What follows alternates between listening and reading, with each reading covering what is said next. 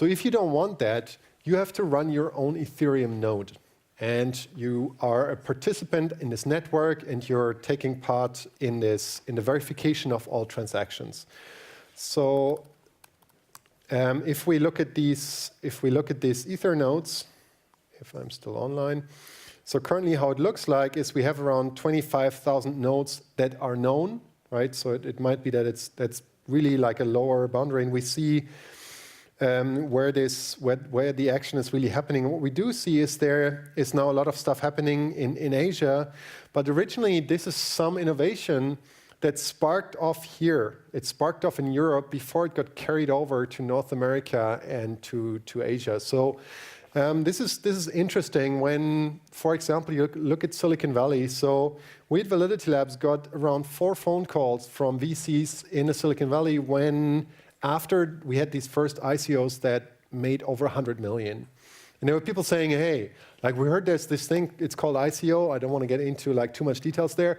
And people did like 9 digits, like 9-digit rounds. That's what we do here, not you guys there, right? So can you help us there? So it's very interesting how kind of globally this innovation here is moving around.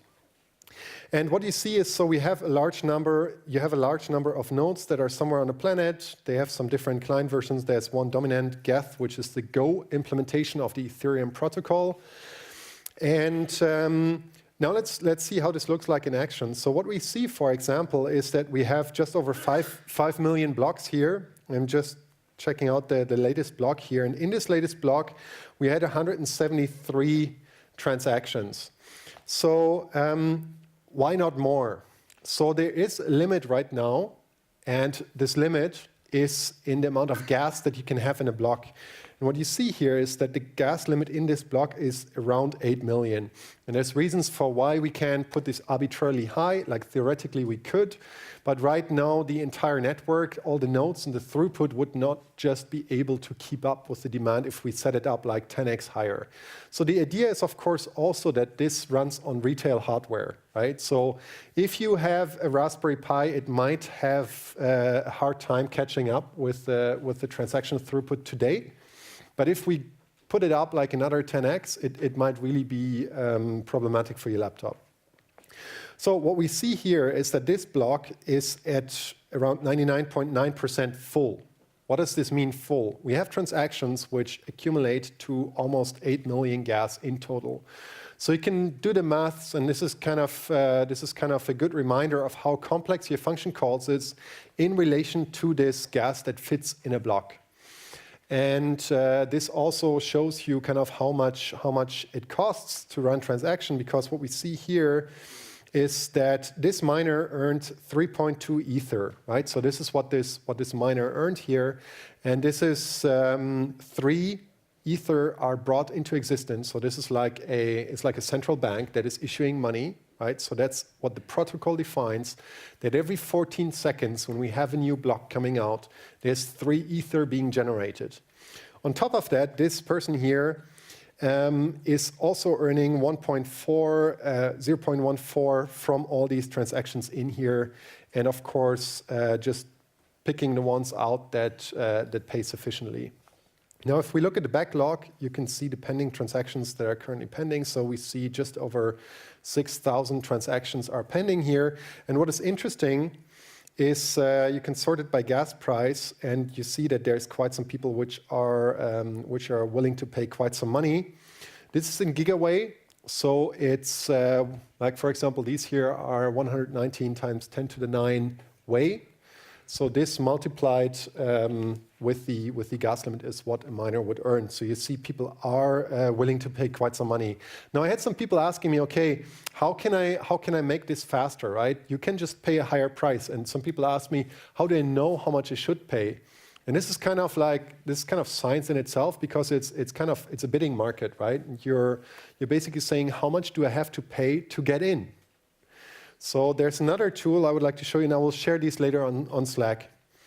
So the other one is ethgasstation, ethgasstation.info.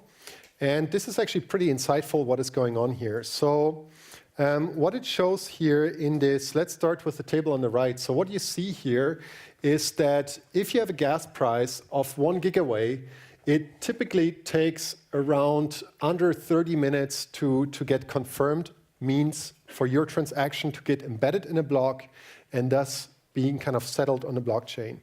If you pay 12 gigawatt, it's typically faster, means under 2 minutes. And the other thing that I find always interesting when I make kind of a guess how much gas I should take along is to look at these charts which show you a distribution, how long you're willing to wait, and it depends on your application. If you're deploying a smart contract and that's kind of the end, it's just the deployment, you are going to use the application, I don't know, a day later, well then put it in with like 1 gigawatt and it doesn't matter that it takes a couple of minutes until this thing is settled in a block. The other thing that is interesting is this thing down here. So this is kind of the top miners, and some of them might be companies, some others are mining pools. So it's people that come together with their racks, with GPUs that do this calculation to secure the blockchain. And they jointly get together to mine in a pool, because it's either you get these 3 or 3.5 Ether per block or you don't. It's quite binary, right? So it's really unlikely that you, with your little hardware, are going to get something out of it. Hence, people get together and jointly get participation and payout of their fraction of this mining pool. So what you see here is there are some mining pools which are a bit expensive. So this one down here is accepting 12 gigawatt as the smallest gas price that it accepts. So any transaction that's under 12 gigawatt will not be accepted by this miner. But you see that this miner is actually just mining 3% of the blocks, so it's not that bad. And if we look here at the bulk of them, so this miner here accepts a minimum Ether mine, accepts